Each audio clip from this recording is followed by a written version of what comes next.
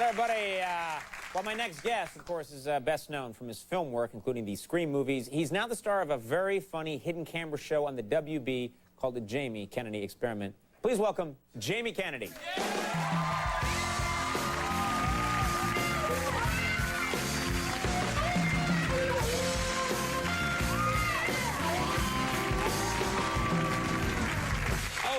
What's up, dude? Well, let's see. You know, I remember when you first started coming on the show to promote the Jamie Kennedy Experiment, and now it's already like you're going into your third season. I know, I can't believe it. It's our third season. You know, we just got picked up, so we're excited. And these prank ideas that you have, they're really good, actually, because I'm skeptical of hidden camera shows a lot of the time. I'm not that wild about them, but the ones that you do are so well thought out. I mean, we actually have a clip of one that we're going to show tonight that I really enjoyed, and I just wanted to show a little bit of it. All right, this is a clip. We call it Botox, and basically it's a guy who takes his wife in for a simple plastic surgery procedure. That's what he thinks she's getting. And the wife is in on it. The wife is in on it. Everyone in the office is in on it except for this guy.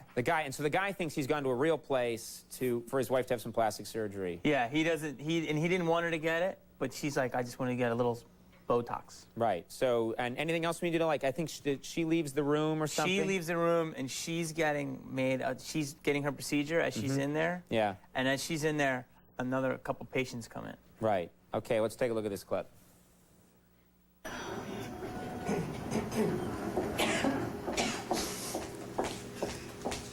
I need to see Dr. Realman immediately, please. It's an emergency. Okay. I have phoned him a couple of times and left a few messages. Okay? Please just tell him it's really important, all right? All right. Just have a seat, Mom. Yes, I will have a seat.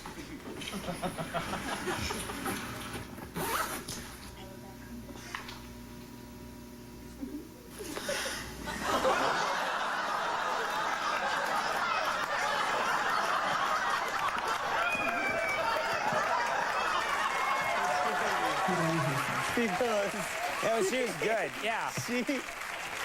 The piece goes on. That lady was a genius actress, and she goes... She was really good at it, yeah. She was so real, and she goes, I had my daughter's wedding this weekend, and I look like a damn fish. Yeah.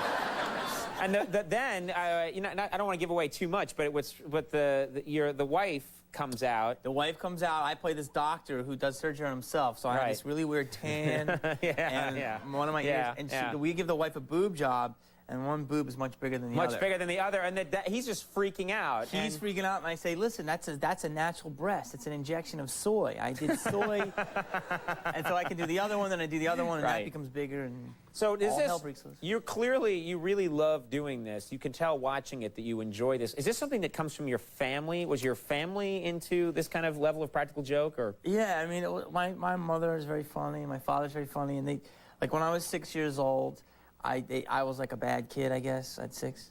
And my mom's like, you know, this year Santa's gonna fly right over our damn house. You're a bad kid this year. She says, be careful, you're gonna get some coal. So, whatever, every day I'd go down for Christmas, I'd look under the tree. My mom goes, Christmas is Tuesday, you brat. So then I go in on Christmas morning, and I look under the tree, there's nothing. I go into my stocking, huge thing of coal. Huge. Right. And I'm like, look at it, everyone's so serious. Yeah. And then I start freaking out, and then I go upstairs, I wake up my parents, and my mom and dad are like, oh, can't you take a joke? Your toys are on the porch. So I go up, and I'm like crying, how are you getting coal? It's brown. Yeah. And then they give me the more toys than I ever have, and I love them. And were you still angry though? Because I mean, I would still have I need therapy. I'd be so mad about that. Well, my mom was like, you didn't really have a good sense of humor at 6. I didn't. Right. No, I mean.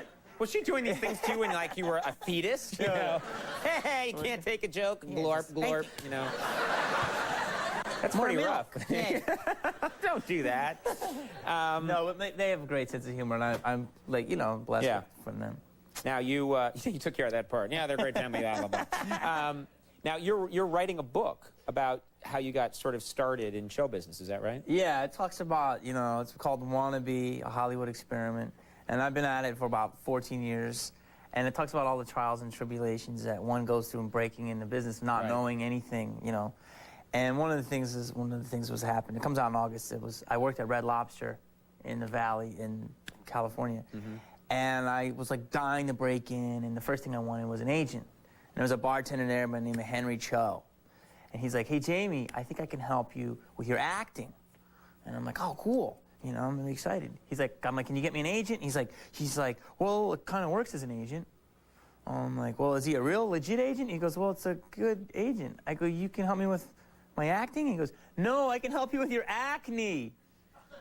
Because I had really bad pimples. Yeah, And I said, and it just got really bad from there. Isn't that funny? What a doesn't mean that make guy. You wanna... I love how serious everyone is. yeah. Everyone's like, oh, that's a terrible skin condition.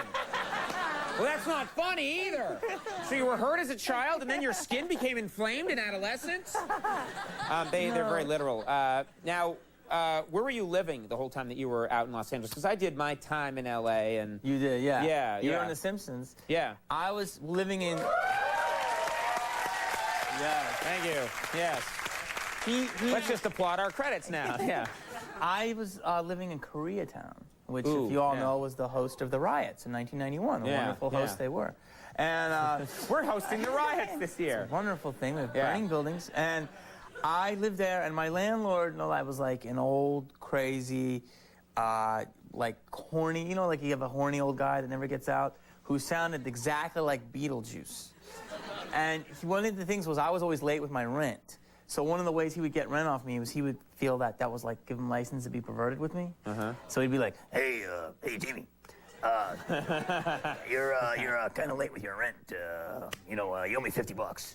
So I'm like, I'm sorry, I'm gonna have the money really soon. He's like, well, can I feel your ass? So I'm like, okay, so he's like, Okay. Wait a minute.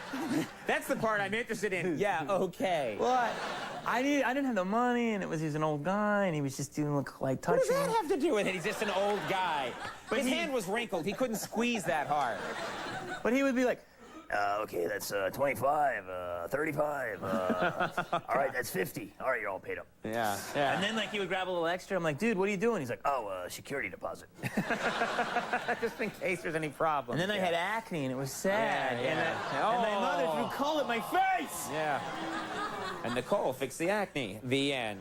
I put a love little everyone. twist ending at the end. Thank you. You studied acting in Britain, is that right? For a while? I did. Because that's unbelievable to me that you actually went and studied like with serious actors. Well, I did stand-up, I did open mics, I did improv, I did Meisner. I wanted to learn everything, so I thought if I could do Shakespeare, if I could say those words, I'd be a well-rounded actor. I got accepted to a British program, and we never had, we had guest speakers that would come over that were, amazing British actors. And, of course, I'm, L.A., Jamie, retarded, 20 years old. And I go, Alan Rickman was a guest speaker, and I said... Oh, he's great. Genius. And Die Hard, yeah. I said, Mr. Rickman, I'm a huge fan of your work. And he goes, another fool.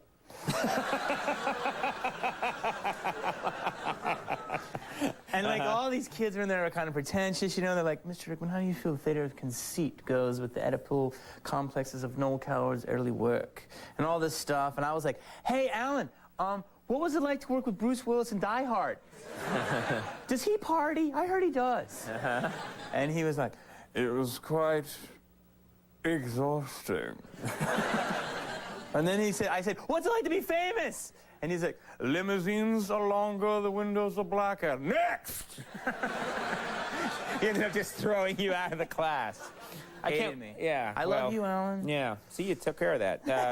Hollywood. This weekend, Jamie's appearing at Caroline's Comedy Club right here in New York City, and next weekend he'll be at Foxwoods Casino in Connecticut, and the show is great. Really. Thank you, buddy. Yeah. Continued Appreciate success it. to you.